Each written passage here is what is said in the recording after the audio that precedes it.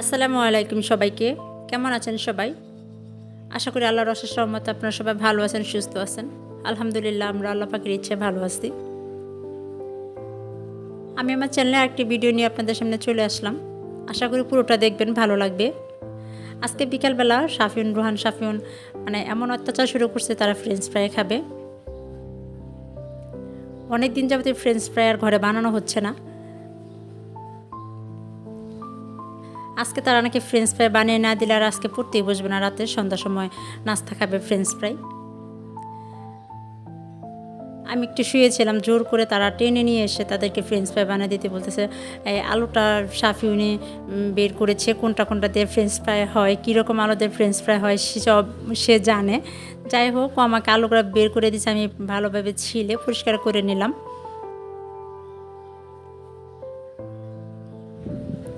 আজকে আমি ঘরে থাকা যে উপকরণগুলো আছে সেগুলো দিয়ে একদমই সিম্পলভাবেই ফ্রেঞ্চ ফ্রাইটা বানাবো। এটা যে কেউ ইচ্ছা করলে বানাতে পারে। আমি সবগুলো আলু ফ্রেঞ্চ ফ্রাইয়ের যে শেপটা সেটা দিয়ে নেব আলু কেটে। আজকে যদি আমার ভিডিওটা আপনাদের কাছে ভালো লেগে থাকে তাহলে আপনারা চাইলে আমার ভিডিওতে একটা লাইক দিতে পারেন, আর যদি বেশি ভালো লেগে থাকে তাহলে আপনারা চাইলে আমার চ্যানেলটি সাবস্ক্রাইব করে নিতে পারেন। আর আজকে ভিডিওটা যদি আমার ফেসবুক পেজ থেকে দেখে থাকেন তাহলে আমার ফেসবুক পেজটা আপনারা ফলো দিতে পারেন। অলরেডি যারা কাজগুলো করে ফেলেছেন তাদেরকে অসংখ্য ধন্যবাদ। আমি আলুটা কেটে লম্বা লম্বা করে কেটে নিলাম। এটা আমি কিছুক্ষণ একটু অল্প লবণ দিয়ে ভিজিয়ে রাখলাম, পানি দিয়ে। আলুটা যেন ডুবে যায় সেই পরিমাণে পানি আমি দিব এখানে। আমি এটা লবণ দিয়ে কিছুক্ষণ ভিজিয়ে রাখলাম। তারপর আমি এটা ছেঁকে নিচ্ছি। ছেঁকে এটা আমি ভালোভাবে একটু শুকিয়ে নেব, টিস্যু দিয়ে ভালোভাবে মুছে নেব, পরিষ্কার করে নেব, যাতে এটাতে পানি না থাকে।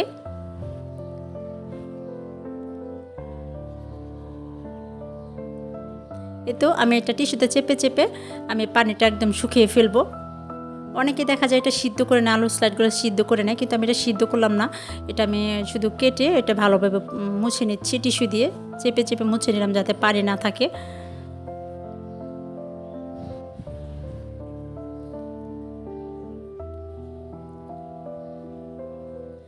আমার সাথে আমার হেল্পারগুলোও আছে, ওরাও দেখতেছে আর রোহান ভিডিও করতেছে। তাদেরকে আমাকে সময় দেওয়া হয়েছে, এই সময়ের মধ্যে নাকি তাদেরকে তৈরি করে দিতে হবে, তা না হলে তারা আজকে পড়তে বসবে না। আমিও তাড়াতাড়ি করতেছি যাতে ওরা খেয়ে পড়তে বসে। এই তো আমি এখন একটু মশলা দিয়ে মাখিয়ে নেব। আমি শুধু এখানে ওরা নাকি ঝাল ঝাল করে খাবে রোহান সাফিন, আমি শুধু একটু মরিচের ফাঁকি দিব আর কর্নফ্লাওয়ার দিব এখানে। আর আপনারা যারা সয়া সসও দিতে পারেন। আমি কিন্তু এখানে আর লবণ অ্যাড করব না। আমি যে পরিমাণটা লবণটা দিয়েছিলাম আলুতে, পানিতে ভিজিয়ে রেখেছিলাম সেই লবণেই হবে। এটা কিন্তু যথেষ্ট পরিমাণ লবণ হয়ে আছে, সেজন্য আমি আর লবণ অ্যাড করব না এখানে। তো অল্প একটু মরিচের ফাঁকি দিয়ে দিলাম, আর আমি এখানে দিয়ে দেবো বেকিং পাউডার।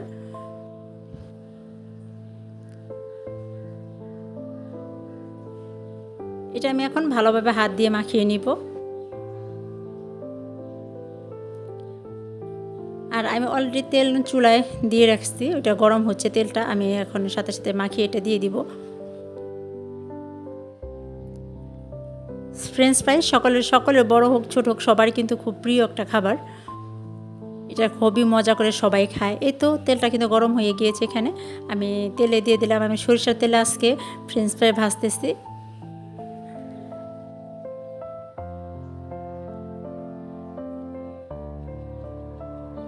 এই তো দেখেন কত সুন্দর লাল লাল হয়ে একদম মচমচে হয়ে গেছে ফ্রেঞ্চ ফ্রাইগুলা, একদম ঝরঝরে হয়ে আছে। তারা তো মহা খুশি, খুবই সুন্দর হয়েছে ফ্রেঞ্চ ফ্রাই। খেতেও নাকি বেশ মজা হয়েছিল, অনেক মজা হয়েছিল। রোহান সাফিন তো খুবই পছন্দ করে, খুব মজা করে ফ্রেঞ্চ ফ্রাইটা খেয়েছে। এই তো আমি সবগুলো উঠিয়ে নিলাম। দেখেন প্রত্যেকটা ফ্রেঞ্চ ফ্রাই একদম মচমচা, একদম শক্ত শক্ত মচমচা হয়েছে।